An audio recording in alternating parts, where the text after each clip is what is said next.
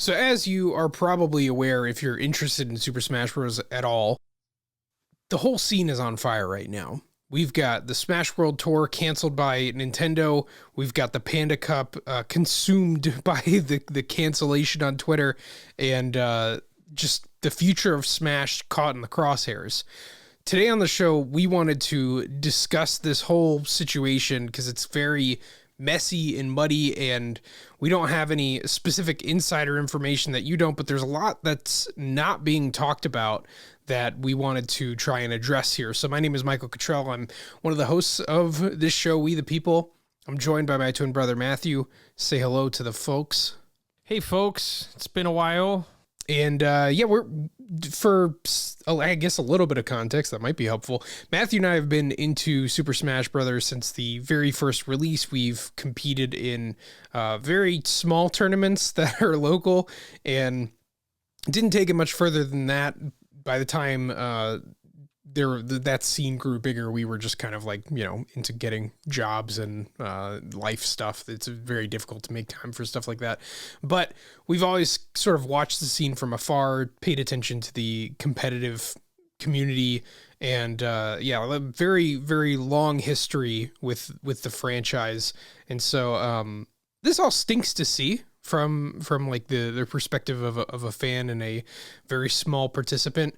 But let's recap the facts somewhat quickly. And I say facts a little bit loosely because they're not real depending on who you ask.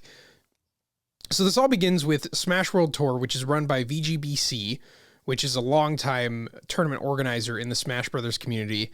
They had announced that Nintendo put the kibosh on the Smash World Tour 2022 and their circuit that was planned for 2023. This came as a surprise to them close to Thanksgiving because talks had went pretty well up to that point. And so they had to cancel this huge event that everybody was already like booked for. Some people were getting ready to travel and packing their bags. And so that is awful. Nintendo comes out after that and tells Kotaku and that they did not cancel the Smash World Tour.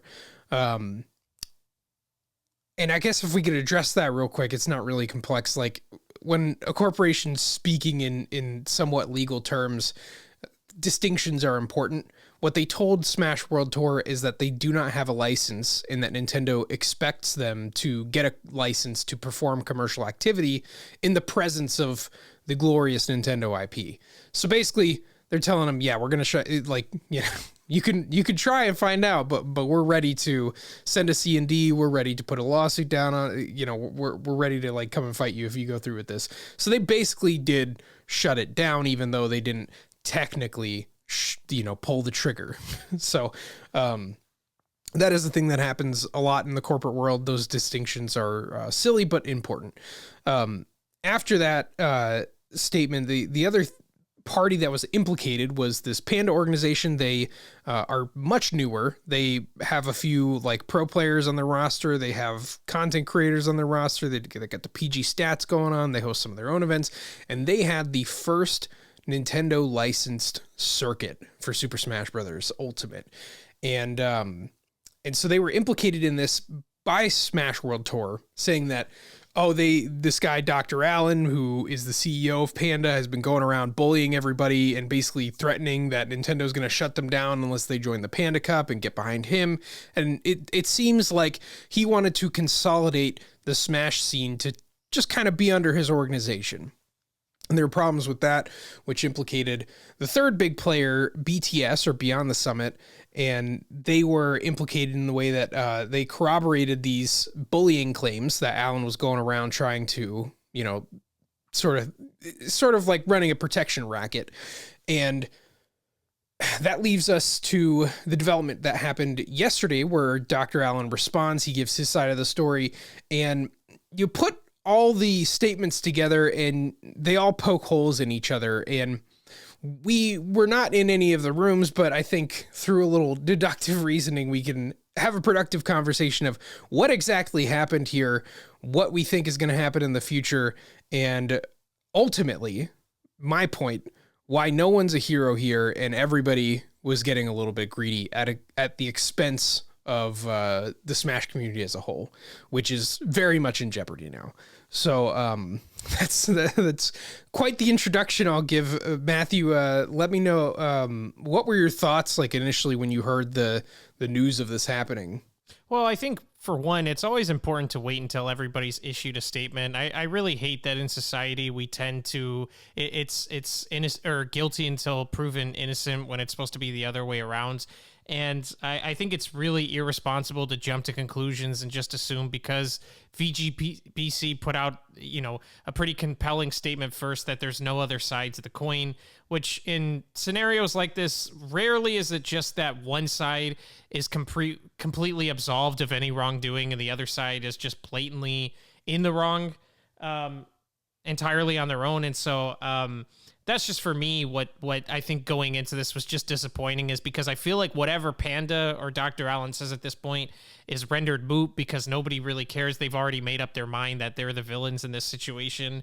I think an important thing to bring up in this discussion, though, is because, when it comes to VGBC, I know you and I have talked about this outside of the podcast, and I kind of want to bring it up here, but you were saying that, in even in Alan's statement, that he doesn't understand why he's being vilified for stating that he thought Smash World Tour was going to get shut down. Because I think that's where a lot of this anger stems from on VGBC side, is that they feel that it was wrong to do that. It was wrong to sway TOs in Panda's direction because they were spreading rumors about Smash World Tour not going to be around for very long. And I think it's fair for VGBC to have the stance that they do, which is that, because think about it like this, like if you're trying to run a business and people are telling you, hey, you don't want to work with them, that business is going downhill and downhill fast, that's going to influence your decision. And so, if your VGBC and tournaments went from wanting to work with you to not wanting to work with you and instead jumping on with Panda, I understand their frustration in that situation. At the same time, I told you this earlier. If I was about to take a job and somebody told me, hey, listen, I've got the inside beat on this, and from what I understand, they're not going to be around much longer. I'm not going to say that that's.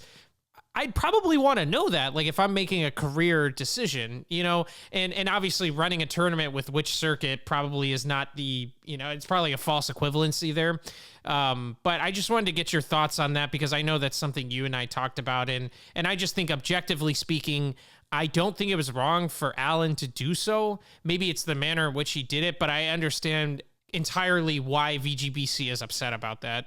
Yeah, I think perhaps it'd be best if we, sort of worked our way backwards. We've seen this all play out from the perspective of Smash World Tour and BTS, and then Alan, let's put it in reverse and go backwards and see if we can discover anything here. So, if you've read Alan's chonker of a statement, you know that he shoots himself in the foot immediately, starting it by making this strange claim that VGBC may not have even planned to run the tournament at all. They were just running this gambit where it's a win-win for them.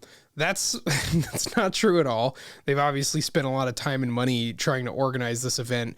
They have they had booking situations with the Marriott. You can see that on the Marriott's website that there was sort of like a blockade and a acknowledgement of the Smash scene being there that day. And so he shoots himself in the foot as he starts the statement, and various other things that happen around the statement like sort of paint him as this like misunderstood hero, that he was only trying to better the scene. He ends it with this this admission, I don't know if this is true or not, but that he hasn't taken any money out of the Panda organization. He's always just put it back in, which like do not come over here and tell me that you're in this just for the big gamer moments. You have a vested financial interest in this succeeding and growing, and you're going to reap the rewards of it. He may not have even taken any money, but that is what you do when you grow a business. I didn't take any money out of my business until I had the room to, that's how every business starts. And when you're trying to do things at a big scale, sometimes you have to play that way. Amazon didn't make a profit for a decade. It's like, I don't buy that. I don't buy that Alan's a hero. He does seem like a cornball and a bully, and that he was trying to consolidate the Smash scene under Panda Cup. But here's where it gets a little funny with like how he got the license, because it begs the question: how did this guy who's new to the scene, doesn't have a whole lot of like connections with the grassroots thing, how does he get a Nintendo license? And Alan has been in the Smash scene for a long, long time. He ran a podcast in like 2008 about Smash Brothers Brawl. He was like big on the Smash boards, but like not running events himself. As far as like that scene, he had like left to go become a doctor and, came back after. So he missed quite a lot. But we do have to ask the question, how did he get the Nintendo license? And why was that same license not granted to VGBC? My thought, with reading all of the stuff of Alan's experience with Nintendo contrasted with VGBC's experience with Nintendo, is basically that Alan had a better contact. If you've ever done business with a big corporation, who you're talking to matters a lot.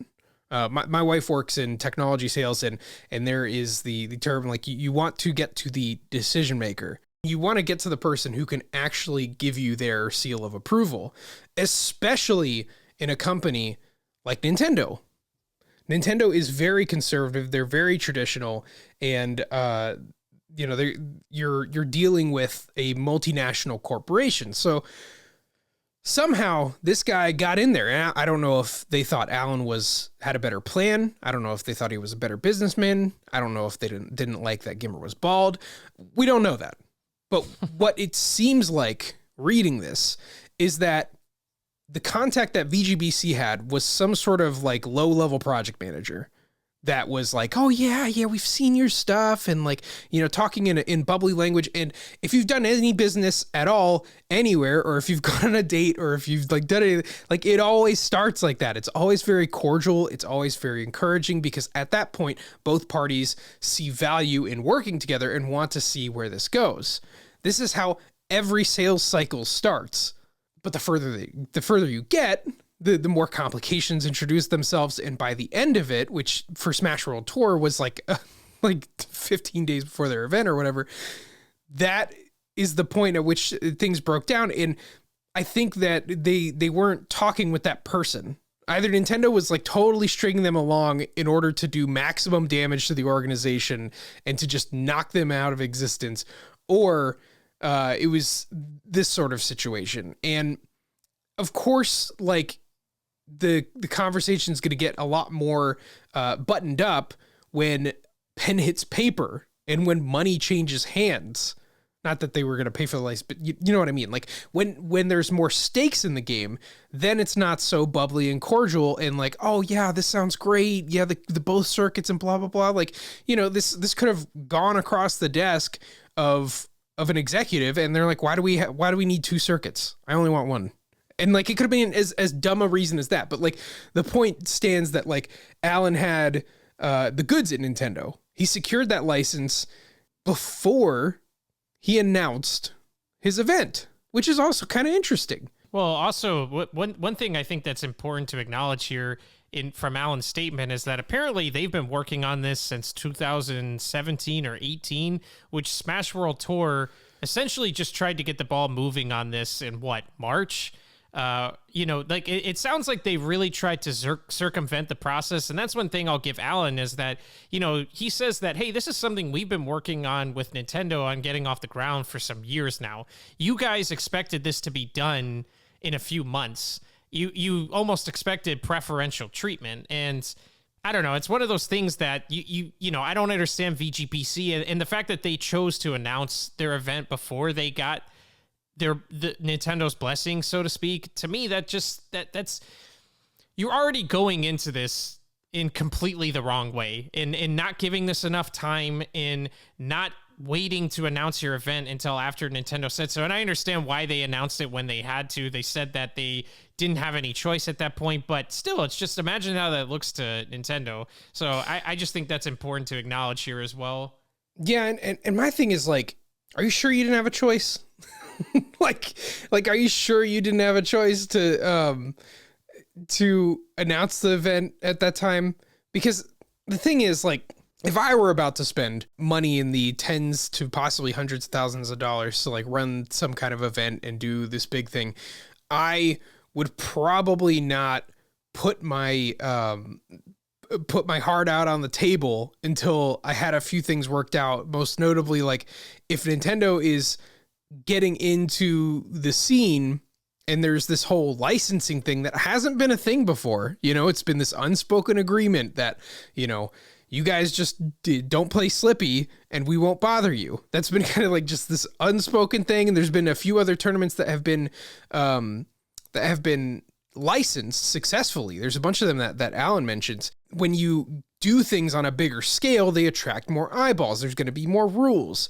And it was horrendously irresponsible for them to go into full marketing mode for this. You know, like, they didn't have to do this year. It's cool that they were planning this. Is going to be the biggest prize pool I've seen in like a Smash tournament, I believe. And so like, respect the hustle, love what they're doing. At the same time, you've got to know that there's something going on here that you might want to get buttoned up before you put everything on the table.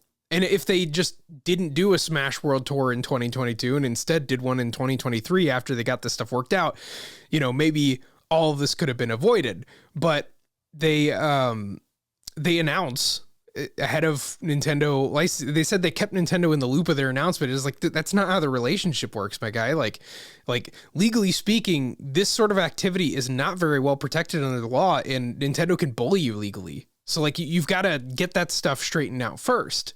But yeah, so they announced this event and they start doing their marketing stuff for it. And like, you know, they're at that point, like, you've strapped yourself to, like, you know, you're like carrying a bomb and just hoping it doesn't explode before you get it to where it needs to go. The thing is no matter which side of the fence you fall on with this, which I understand most people have already they've already drawn the conclusion that they, you know, side with VGBC because again, they put their statement out first and they've painted Panda as the villain, but you can't deny that what VGBC did here was incredibly irresponsible. And while I can understand their frustration, I can empathize with them. At the same time, it's kind of self-inflicted, you know, like you didn't have to, like you said, you could have ultimately just decided in August when you were planning on announcing Smash World Tour 2022 that, hey, you know what, we have been in constant communication with Nintendo. They have failed to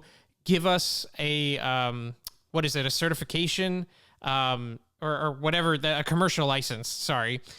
And so because of that, we're unfortunately going to have to cancel the event. You know, it's kind of, they waited until the 99th hour where it's like, you know, now our backs are up against the wall.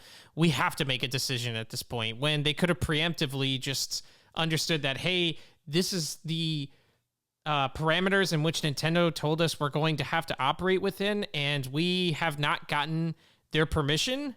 And so because of that, like, we're going to have to make the hard decision instead of, again, like waiting until the last minute, booking a venue, booking flights, you know, all these different things that required a financial commitment. Yeah.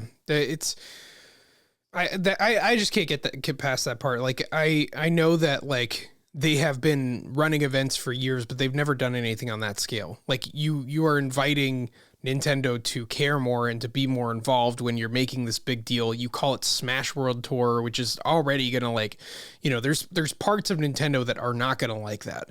I even remember doing, I used to do these gaming videos for a small company they used to work for, and we had to change all of our Minecraft content titles because the first word used in the title was Minecraft.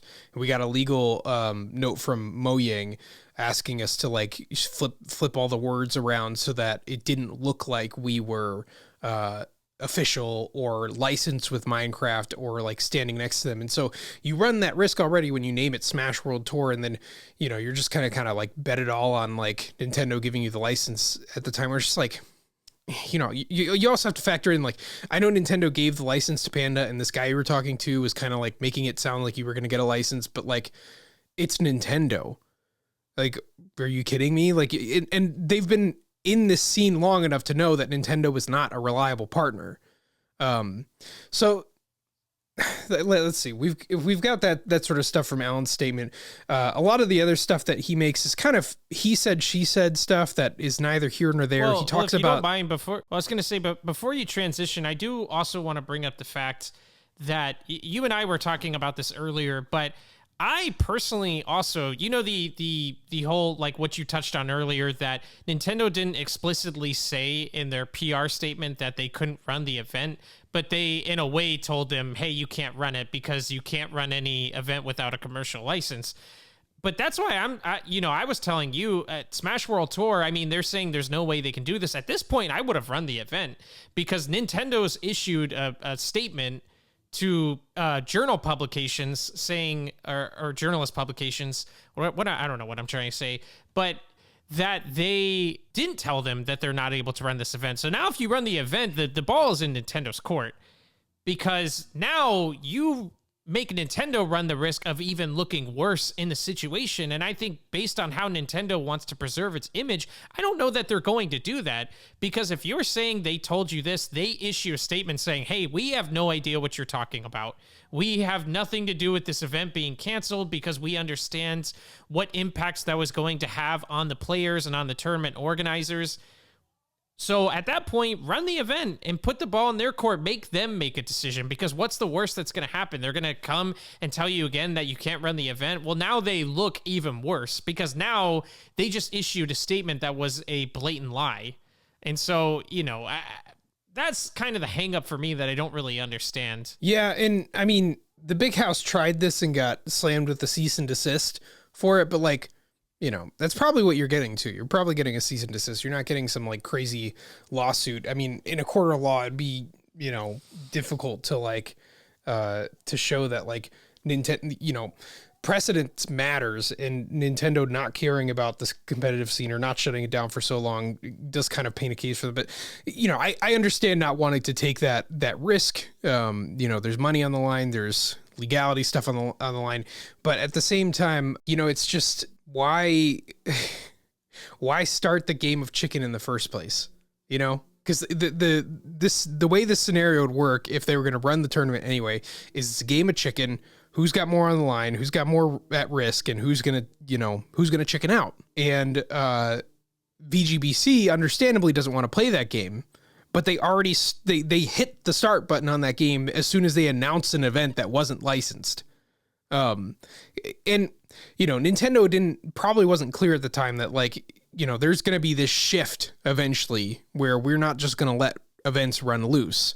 And I think the writing on the wall for that was probably before this Panda Cup business. It was probably around the time that they had found that there was a bunch of statutory rapists in the Smash community. Like, you know, it probably had something to do with that. And so there's, you know, the reason given was health and safety guidelines. And it's like, I don't think it's outside the realm of possibility that they see that they still have a relationship with Nairo, which is a player that was embroiled in this controversy, had committed some pretty heinous things, and is sort of out of the community. He's got one leg out. He can't come to the community because he's still banned on Twitch, but like everybody's agreed that he's okay. But, you know, we don't have to ban him because he's banned on Twitch anyway. But like, if someone at Nintendo knows that their live stream is going to be like co-streamed with the permission of Smash World Tour on this guy's channel, like, I think that's reason enough to like, to not give them a license. Not to say I'm like defending Nintendo's position here, because I think, like, you know, how long does it take to tell someone yes or no they can run an event?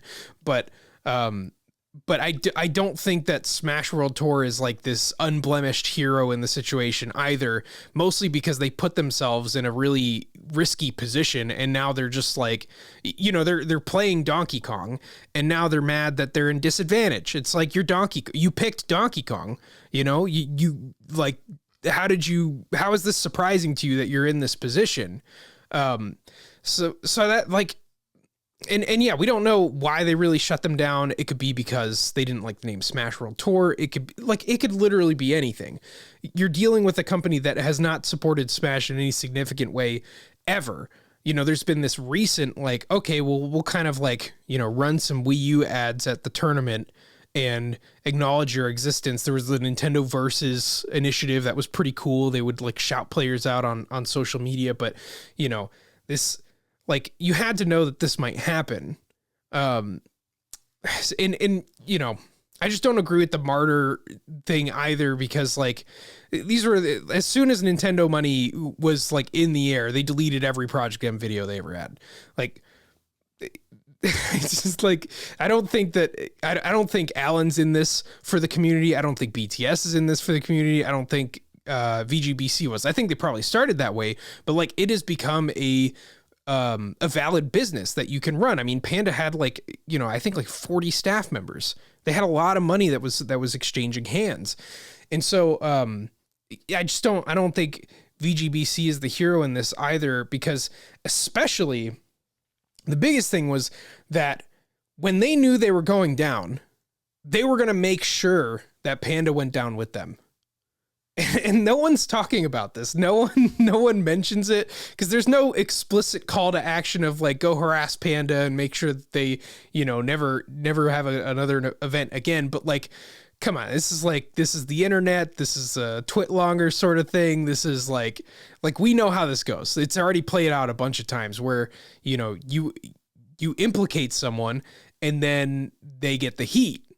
And I think like Alan is rightfully so getting a lot of heat from the Smash community. He was trying to consolidate. He was trying to get it all under his name and his power. Like, he's trying to build a business, and he's rightfully getting criticism for that. In the crosshairs of that, however, we've got like the careers of a couple dozen people that are just like aimless now. They don't know what they're going to do. Maybe they're going to get signed somewhere else. And they have, rocked the boat so much that Panda canceled their event, so that now instead of the Smash community being out of $300,000 of prize pool, now it's $400,000. And you got to think that Nintendo is noticing this storm. They're getting the bad PR from the Smash World Tour stuff, and they're like, this isn't worth it. This isn't worth our time. This isn't worth our money. These people are all, fighting each other over scraps, and it's not worth our time. And that's the part where we're like, okay, you got me on everything else. I can understand you. I can empathize with you. Needing to bring Panda down at the same time is just, it's petty, it's selfish, and now you can't claim that like, oh, you're this martyr of the Smash community because you helped kill it. Well, also it's to the extent they vilify him, when you really think about it, Michael, like I really think what Alan essentially did is, imagine if you're a salesperson, right? Imagine if you're Apple or I'm Apple and you're Microsoft. And in this case, VGBC is Microsoft, Panda is Apple. I don't think it's inconceivable or that it's really that bad if Alan essentially is trying to sell his product to other tournament organizers. And now, while it's frowned upon to say bad things about your competitors or bring light to like maybe issues that they're dealing with, or that issues about their products, for example, it happens all the time. Like this is why I really feel like most people who are talking about the situation are younger and they're naive and they don't understand how the real world works in a lot of instances and how the world of business works. And really, I look at what Alan did essentially is that he tried to sell his product, and he did the frowned upon method of trying to essentially undersell what somebody else has or tell you the bad qualities that the other product has. But that's essentially what he did. I don't think it's any more malicious than that like you really want to sell your product, and if somebody's not interested in buying it, and because they're saying, well, I actually want to work with this product, most people inevitably end up telling you, well, you don't want to work with that because of X, Y, and Z. That's just how it works. You know, our cousin works in sales of alarm systems for ADT. If you don't think he highlights the issues that the other competitors have, then you're being naive. That's just how sales works. And that's essentially what I think he did for the most part. Now, the whole BTS situation that involves the person Ken, that's something I don't fully understand, because I think Alan takes a place of entitlement in the sense that he feels that they have to work with him. Even like a quote from him saying that when he raised his voice is, why won't you all just work with me? And that's where I think he comes off wrong, is that feeling entitled as if they have to work with you. And BTS can do what they want to do. They don't have to work with Panda.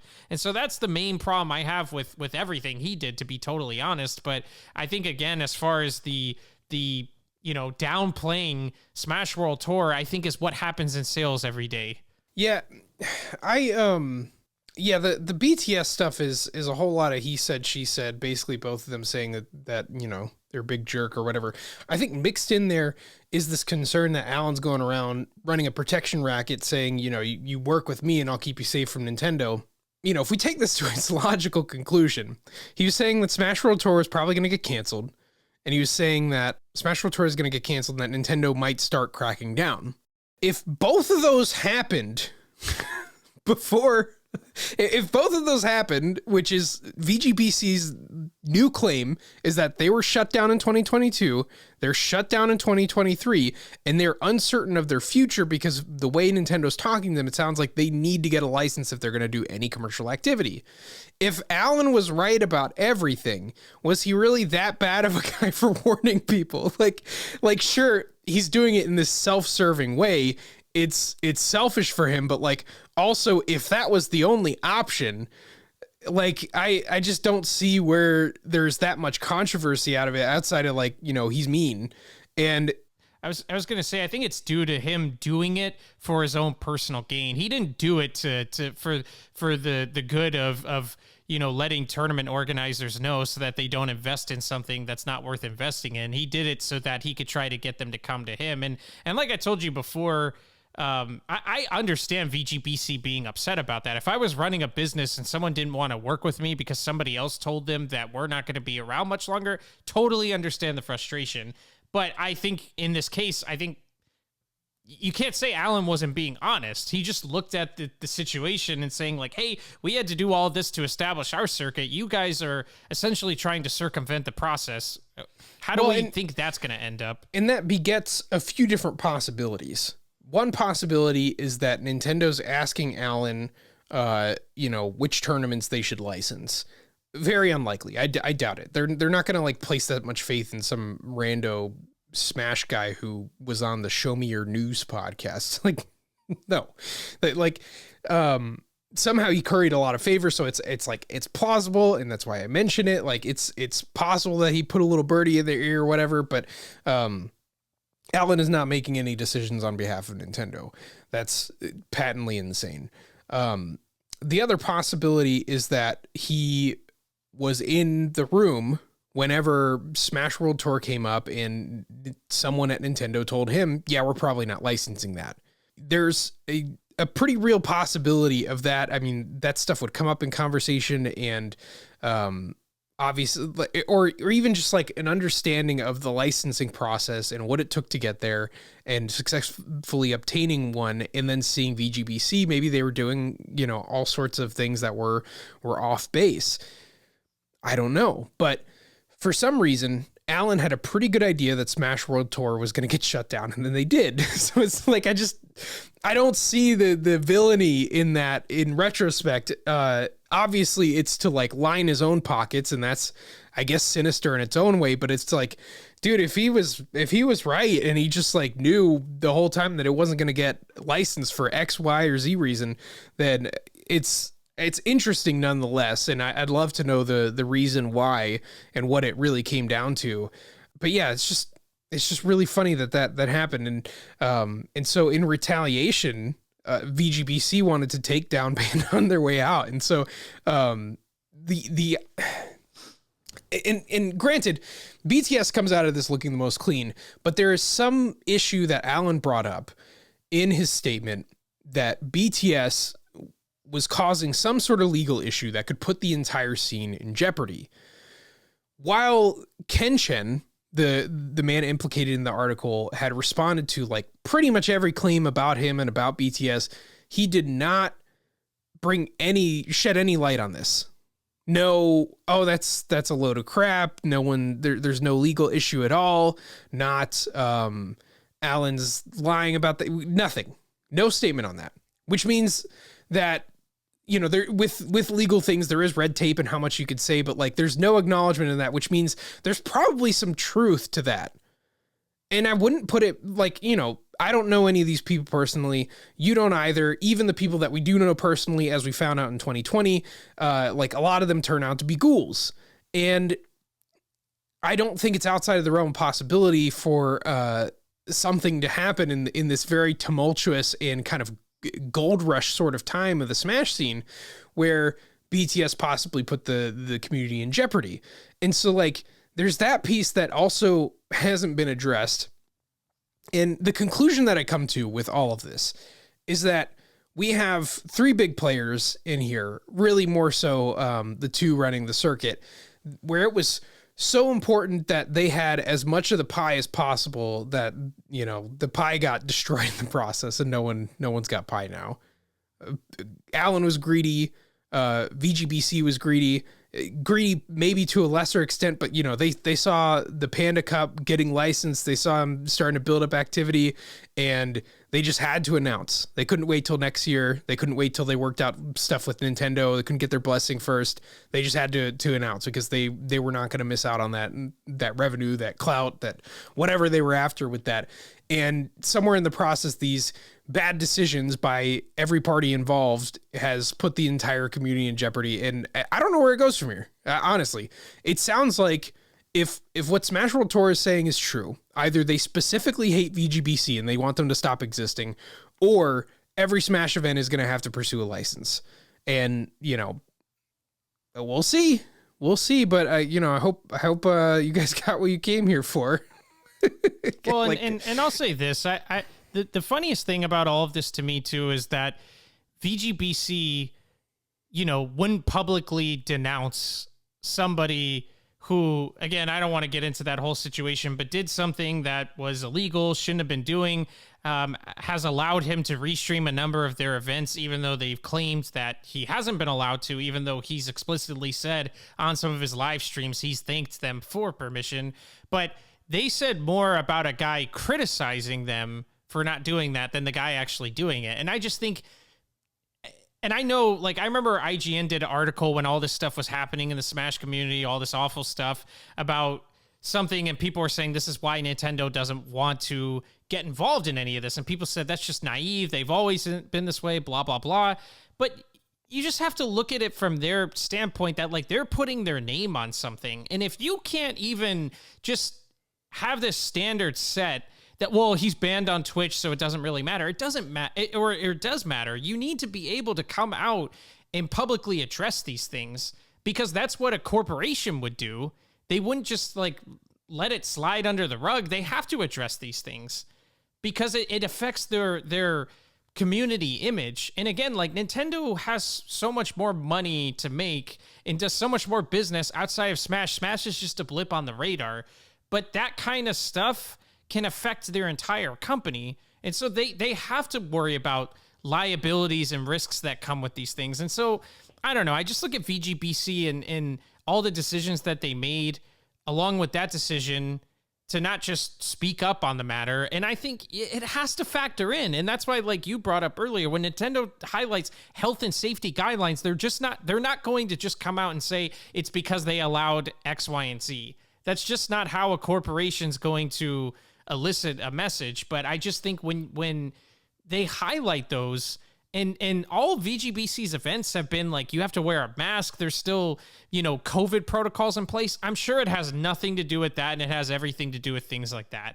And so I just think that's something worth mentioning, because people just act like that has nothing to do with this. And I don't know. I mean, I think it probably has something to do with it. Yeah, and who's to say? Because like Nintendo's not going to come out and say this is the reason and risk bringing attention to that situation. That's why they didn't address it at all. Like while it was happening, they tried to just zip their mouth shut because it's just better that less people know about it in general. You know, it's you build sort of a Streisand effect if as a giant corporation you acknowledge this disgust happening in the community. And yeah, I mean it's like, yeah, I mean there's a bunch of things that could just like trip their wire of like not wanting to work with VGBC. Maybe it's they use the music and the fonts and the likeness of Nintendo's IP for events like Glitch.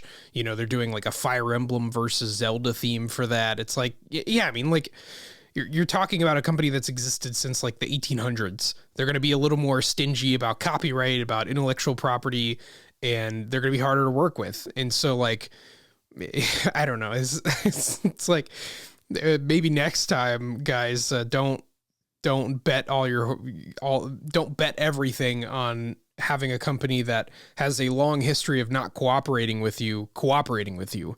And if it doesn't work out, don't, sling a bunch of mud everywhere and try and take everybody down with you.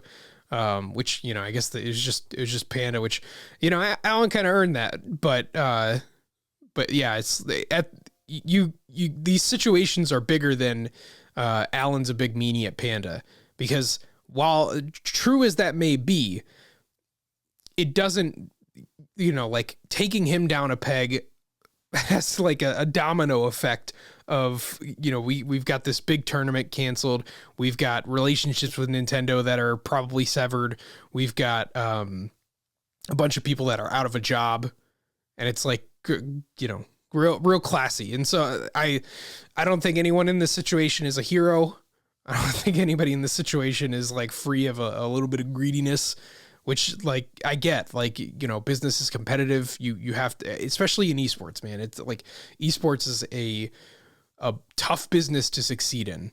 You're and this idea that like these organizations don't compete with each other is silly, because they do. That like there's only so many advertisers that are interested in advertising in a Twitch stream for a Super Smash Bros. Tournament. It's not like a huge pool. It's not the Super Bowl. And so, yeah, ultimately I'm just pretty much disappointed with every party involved in like, yeah, I don't know what's going on from here, but it's probably not gonna be pretty. Any closing thoughts, Matthew? Well, I'll just say to your point, I think, VGBC acting like they're just acting in the best interest of the community. To me, you wouldn't have taken the stance they did as far as it relates to Panda. I understand highlighting some concerns, but essentially trying to destroy everything because of how it affected you, I think shows that this became personal, and it doesn't have the community at large's best interest in mind, because now there may not be a competitive community. It's just, it might essentially go back to being a small grassroots thing that it's been for a long time. So I just get annoyed at that notion, because we like to believe that people aren't selfish. And if you look at both sides in this matter, everybody is acting in selfish ways. I mean, even like what you were talking about when Alan said that he has taken no money from this. I mean, okay, so he just works for free. He just does this out of love and passion. The he goodness has no financial interest in this whatsoever. To serve the Super Smash Brothers community. He's like a nun, but for Super Smash Bros. Instead of God.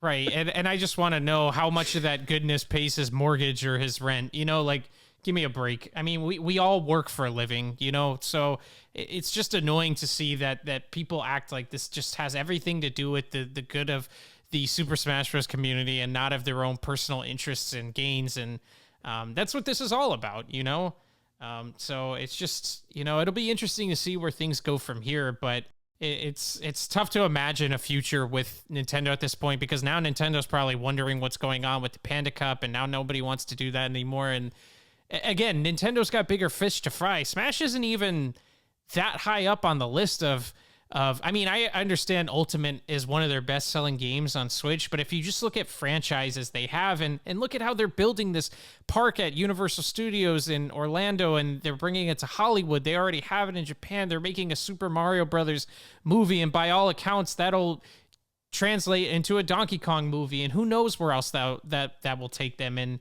like this is just a blip on the radar. They don't have that much to gain from Smash being a sponsored esport. I think it could be huge because by all accounts, it's one of the most popular esports. But again, like that's something they can afford to lose and lose very easily. So, and you think about even with Ultimate in particular, I know this involved Melee, but with Ultimate in particular, Ultimate's been out for 4 years. How long is it going to be before we're moving on to the next game anyway? Like every Smash game aside from Melee to Brawl has been like a 4-year gap, or I think Brawl to Smash 4 was 6 years, and then Smash 4 to Ultimate was 4 years. But yeah, something like that. And I mean, that's when Nintendo activity and support of the scene will probably pick back up, and that's probably what they're gearing up for. They're trying to find some good partners so that when the next Smash game is ready to release, they'll actually have a good marketing campaign around with it. But yeah, esports is a difficult business. It works for companies like, say like League of Legends because they make a ton of money off of skins, character purchases. They are like a service-based game. Smash Bros, it's $60 and you're done. And so there's not a whole lot of other money after that outside of like the Fighters Pass. But yeah, all that being said, congratulations to VGBC and Panda Global. Job well done. I feel bad for you guys. And also I'm like, why did you conduct yourselves in this way? But yeah, hopefully everybody can move on from this. We don't have to burn any other people down. And as far as the show goes, thank you so much for watching. We're a weekly Nintendo podcast. We don't typically dive into these gigantic topics, but it just felt right today. There's a few other ones that I think deserve to be talked about, like this whole Pokemon situation. So let us know what other big stories you'd like us to cover, and otherwise we'll see you next time.